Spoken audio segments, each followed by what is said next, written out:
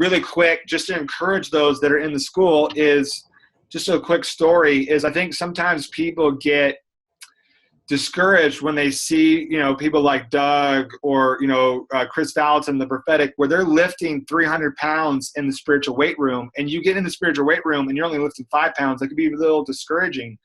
But when I was 14, I discovered the weight room, like in the natural. I was only 125 pounds. I was a freshman in high school. I was on the basketball team. They told me I need to get in the weight room because I had no muscle on me. And so I was a little intimidated, but I went in there, and I'm a pretty extreme person. I worked out for 3 hours, and there was moments when I felt totally uncomfortable. I had moments when I was lifting less weight than the girls, and I was going, man, this is not natural. Like, I shouldn't be in here. And the next night, I took the protein powder, like this protein powder, the guy, his muscles have muscles. If I take this for 10 weeks, I'll look like this guy. And this guy's has never taken the protein powder. He's like on horse steroids or something. So it says 1 scoop a day and I'll look like this guy. And I said, well, forget that process. I'm going to take 10 scoops. So I took 10 scoops of this protein powder. And I was like, the next day I'm going to be ripped. I'm going to be able to, I'm going to have my muscles, we're going to have muscles.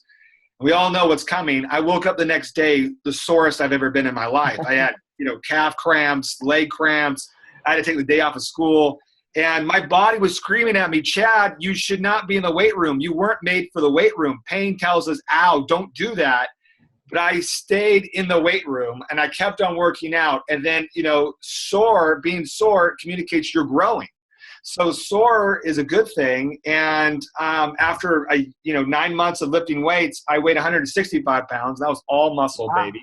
That's great. And, but I worked through being sore. And I just want to encourage those that if it feels like evangelism, it just doesn't work with God of like, okay, God, I'm going to go out one more time to prove that this is something I should be doing. Like, no, it's just settled in your heart. Hey, this is something to grow in.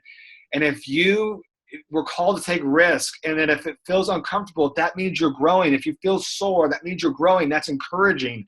Because you got to know Doug's life and you got to know Chris's life as they started somewhere in the weight room and they've stewarded that for decades.